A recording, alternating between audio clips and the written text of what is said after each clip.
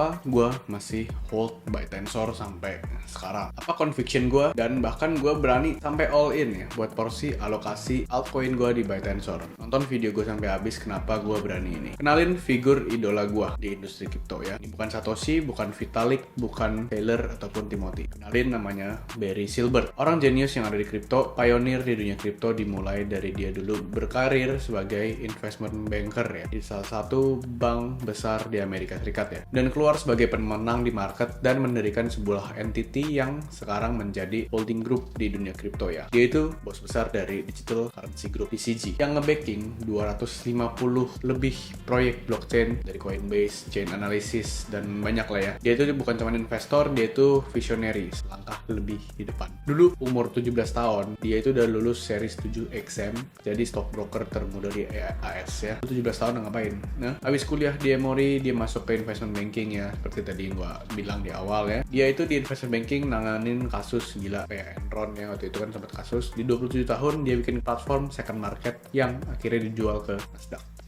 Gila nih orangnya. Barry Silbert bukan orang yang tipe main aman ya. Dia punya high risk potential, dia punya game changer apalagi di market. Nah, DCG yang dia bikin tahun 2015 ini punya anak perusahaan namanya Grayscale ya. Grayscale Investment, pengelola aset kripto terbesar di dunia ya. Lo kalau pernah denger, ada di market sekarang ya, udah main gede juga, masuk ke ETF namanya Grayscale Bitcoin Trust, GBTC. Nah, itu bikinan ini punyanya Barry Silbert, ini bayinya dia lah. Dia udah buktiin bukan cuma ikut-ikutan, nggak FOMO, tapi dia bikin jalan yang baru di market kripto, khususnya di kripto ya. Sekarang dia lagi all in di satu altcoin, sampai dia bikin perusahaan baru untuk nge-handle ini semua ya. Kalau dari awal itu dia udah tahu ya, dari awal bikin apa. Nah, sekarang ini mungkin lo udah tahu maksud dari koin ini apa. Cuma lo nggak punya data yang bisa bikin lo punya high conviction di koinnya. Gue tuh selalu research koin sampai mendalam ya, dari fundamental, dari founder, dan banyak banget ya. Makanya koin-koin yang gue pilih itu nggak banyak dan super high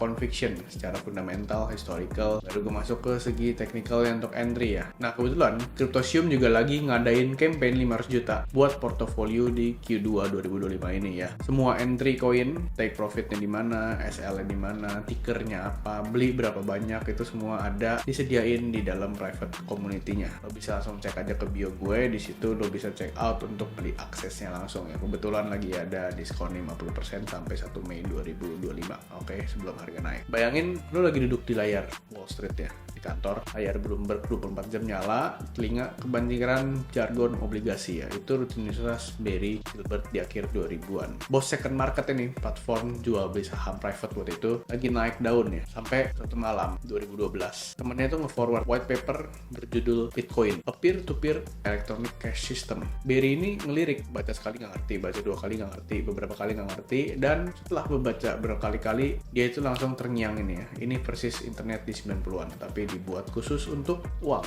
dan ini ada di Bitcoin. Sejak itu, dia mulai nyikatin BTC di harga belasan dolar, diam-diam pakai sebagian profit di second market, dan semua karyawan dia itu diracunin suruh beli yang namanya Bitcoin. Silbert ngebet Bitcoin dari 11 dolar jadi triliunan sekarang ya. Dengerin. Barry Silbert itu punya satu taruhan besar di hidupnya, dan waktu itu Bitcoin pas 2012 harganya cuman 11 dolar, dan semua orang bilang itu mainan nerd lah, ngapain beli gituan. Silbert dia borong pakai ribuan koin, dia pakai 175.000 dolar yang dia bikin lewat second market yang namanya Bitcoin Fund. Dia sekarang jadi salah satu crypto billionaire pertama di dunia. GBTC yang lahir dari visinya sekarang dikelola aset sampai miliaran dolar. Ini bukan soal duit doang. Silbert bikin crypto legit di mata Wall Street ya, di market Amerika. Tahun 2013 ya, harga Bitcoin tuh nembus 1.000 dolar per Bitcoin ya. Barry itu udah bikin koin, udah beli koin banyak banget ya. Tapi misi dia ngerasa kalau orang biasa mau nyentuh Bitcoin, pintunya itu harus dibuat legal, sederhana, institusi friendly, dan lahirlah yang namanya Bitcoin Investment Trust, cikal bakal GBTC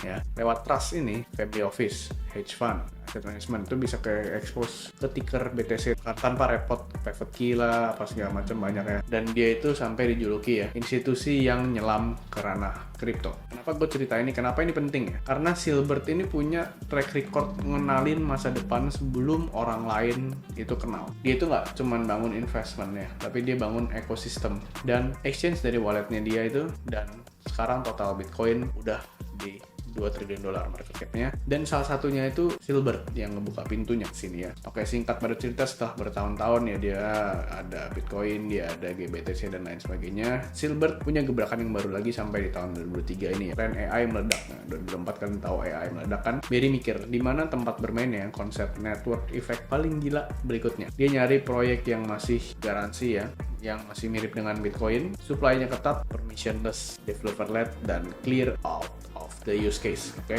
taruhan baru Silbert yang gila ini baru masuk, ByteDance atau jaringan open source, tempat orang nge-stake, resource komputasi, modelisasi AI, dan subnet yang lebih dari 20. Terus dapat reward berbasis kontribusi ya. Dia namanya ByteTensor. Nah, ByteTensor ini dibuat oleh Jacob Stives ya, ex Google. Tao ini ngelawan monopoli AI-nya Google atau OpenAI. Caranya, orang di seluruh dunia nih bisa share komputasi data model AI terus dibayar sama ByteTensor itu sendiri. Nah, AI yang nggak dikontrol big tech tapi milik kita semua di decentralized finance atau di cryptocurrency. Silbert masuk Tao sejak 2021 lewat DCG, perusahaan holdingnya di sendiri. Dan Agustus 2024 Grayscale bikin fund buat ByteTensor, tapi dia nggak berhenti di situ. November 2024 dia launching perusahaan barunya namanya Yuma ya, yang fokusnya ini inkubasi bisnis berbasis ByteTensor belakangnya.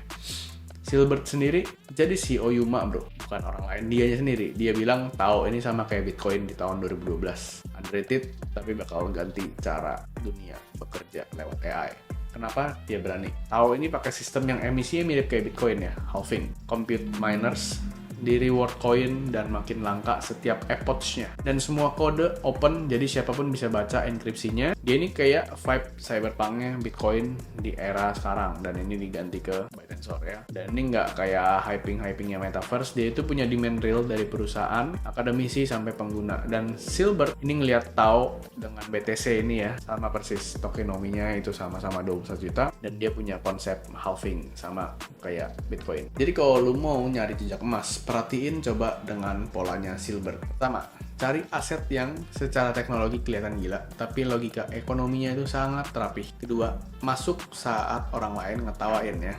3, bangun infrastruktur supaya adopsi dan inevitable. Inevitable kayak Thanos itu ya. Dan dia ini udah buktiin pola-pola itu semua di Bitcoin, sampai dia kaya raya dari Bitcoin dari $11 sampai triliunannya. Sekarang dia ulangin lagi di ByteTensor. Kalau sejarah nggak selalu berulang, setidaknya dia suka berima. Ya, the rest is up to the market. Seberapa siap lu nyerna alpha ini? Ini gue ketemu alpha ini karena Barry Silbert-nya. Jadi ini salah satu trik untuk gue cari fundamental dari koin-koin ya.